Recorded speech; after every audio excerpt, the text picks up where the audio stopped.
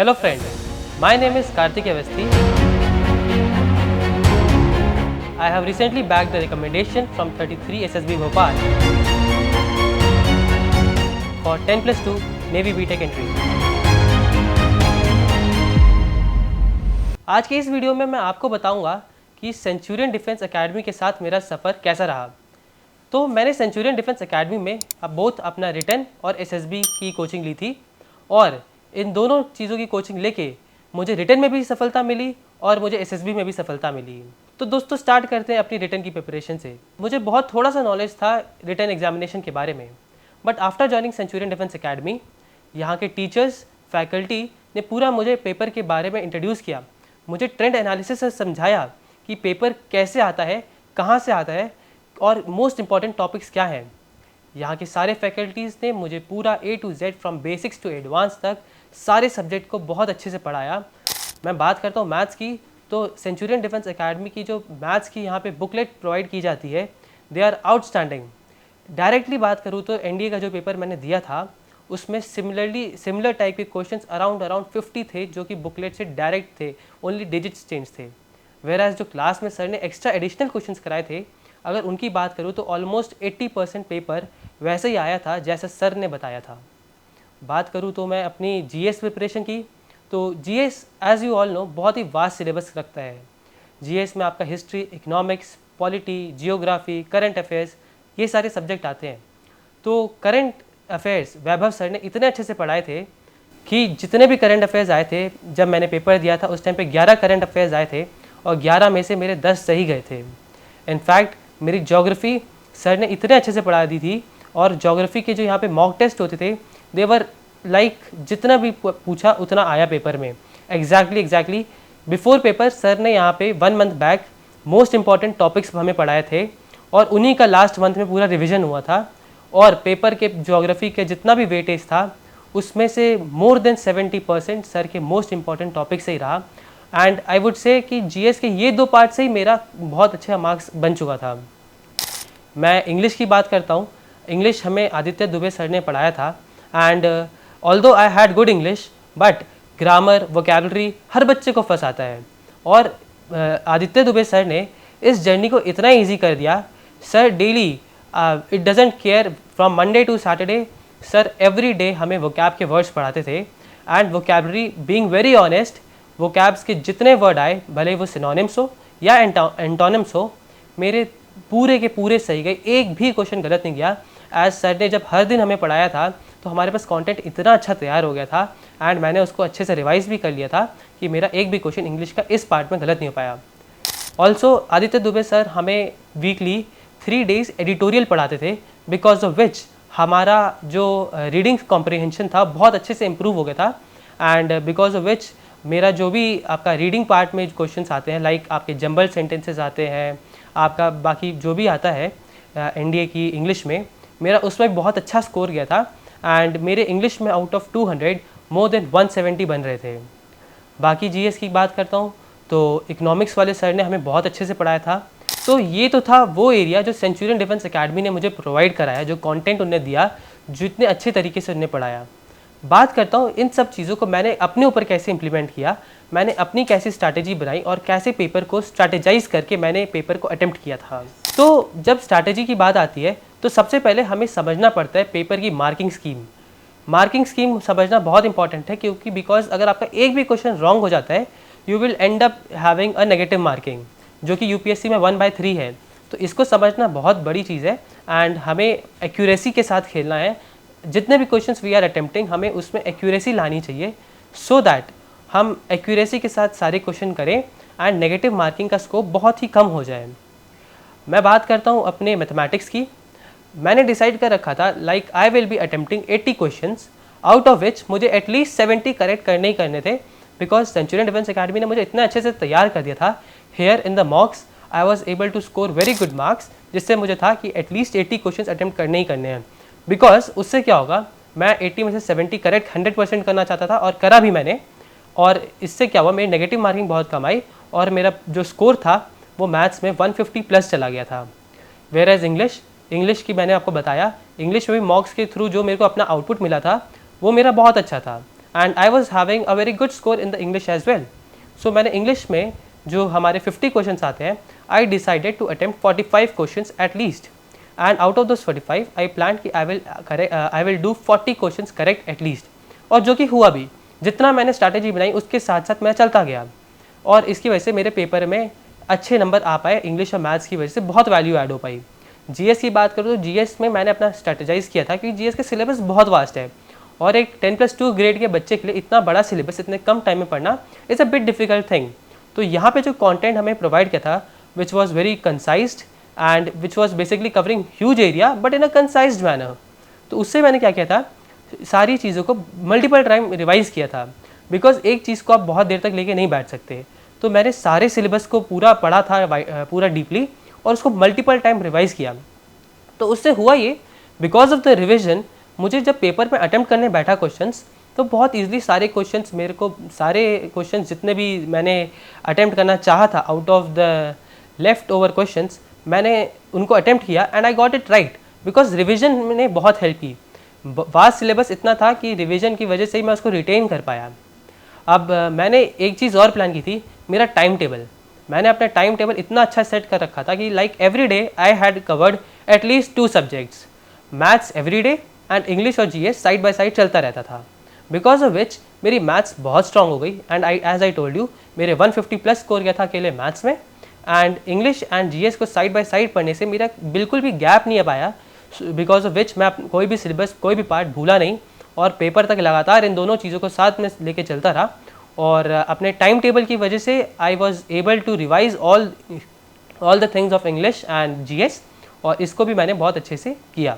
SSB के लिए भी मैंने सेंचुरियन डिफेंस एकेडमी को ट्रस्ट किया, बिकॉज यहाँ का जो एलुमनाई बेस था उसने मुझे बहुत अच्छे से अट्रैक्ट किया. I saw the previous NDA recommendations, और यहाँ से मैंने पाया कि out of the all over India guys recommended, Centurion Defence academy का बहुत ही हैवी वेटेज था इन सब में. तो मैंने सेंचुरियन डिफेंस एकेडमी को अपनी एसएसबी के लिए ज्वाइन किया, and being honest, Centurion Defence academy had done such a great thing that was apart from my imagination.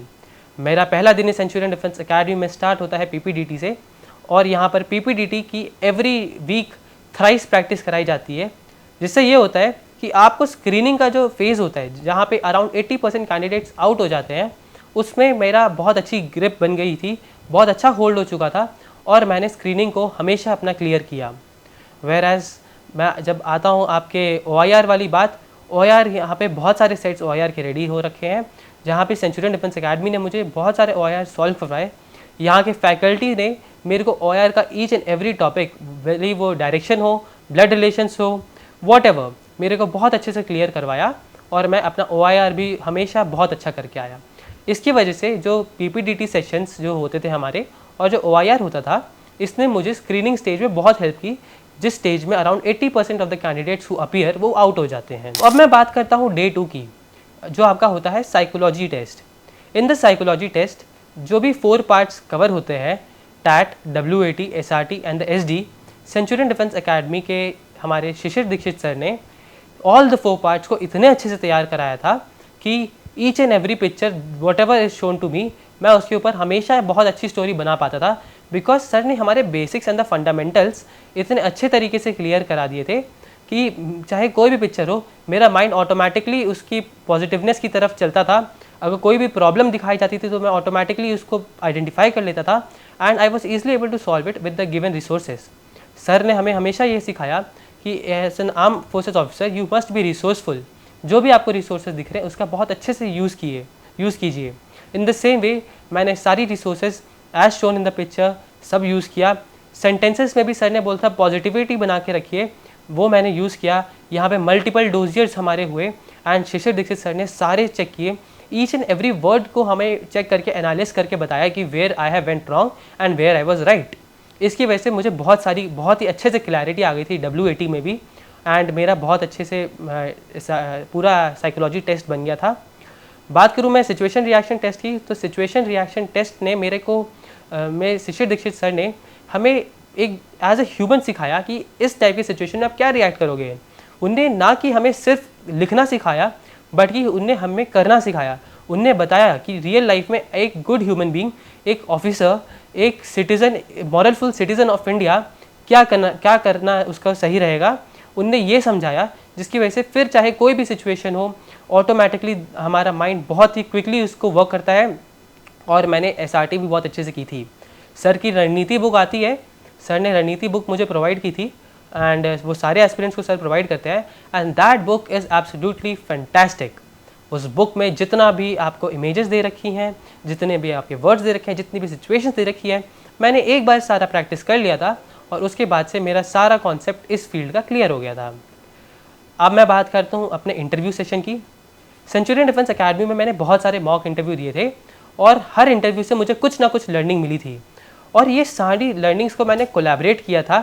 एक जगह हमेशा लिखता गया कि किस इंटरव्यू से मुझे क्या न्यू पॉइंट्स मिले, और इन सारी चीज़ों को मैंने अपना खुद का बैठ के एनालिस किया, एंड आफ्टर विच मेरा इंटरव्यू जो रियल SSB में हुआ था, it was absolutely alike the interview that was happened here. मेरे को कोई भी चीज़ न्यू नहीं लगी, हर क्वेश्चन का आंसर मेरे पास एकदम रेडी था। सर ने मुझे सिखा दिया था और बता दिया था कि how a person should act. Sir ने वो ऑफिसर लाइक क्वालिटीज़ मुझ में बहुत अच्छे से इंकलकेट की थी, और मेरा इंटरव्यू बहुत अच्छे से हो पाया था। बात करता हूँ मैं अपने अब GTO सेशन की। तो GTO सेशन में यहाँ पर सेंचुरियन डिफेंस एकेडमी में both indoor GTO task and the outdoor GTO task हमारे को बहुत अच्छे से कराए गए थे। सेंचुरियन डिफेंस एकेडमी में सर ने GTO के जितने भी टास्क होते हैं हमें इतना अच्छे से सिखा दिया था, इतना प्रैक्टिस करा दी थी कि मेरे को कोई भी चीज़ न्यू नहीं थी। तो ग्रुप डिस्कशन की बात करें तो we were provided with a lot of topics of the group discussion, and हमारे को बहुत सारी मल्टीपल ग्रुप डिस्कशन की प्रैक्टिस भी कराई गई थी।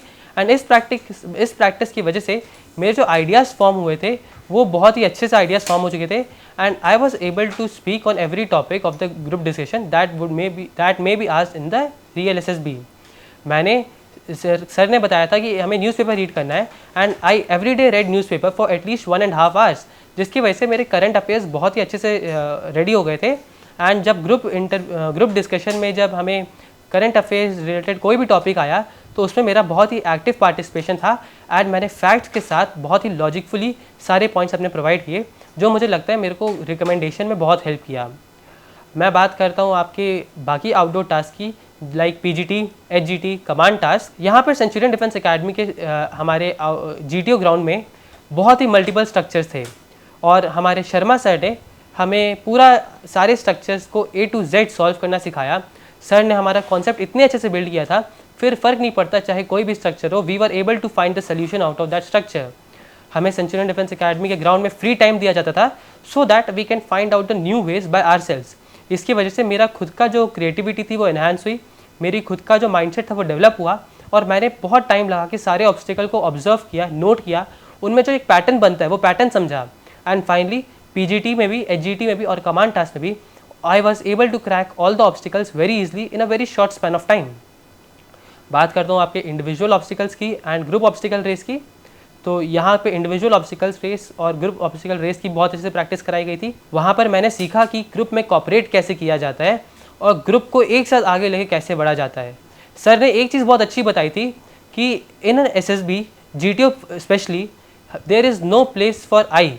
हमें हमेशा वी बन के चलना है, हम हमेशा हम रहेंगे, कभी भी अकेले नहीं रह सकते GTO में, जो कि मैंने अपनी डेली लाइफ में इम्प्लीमेंट किया।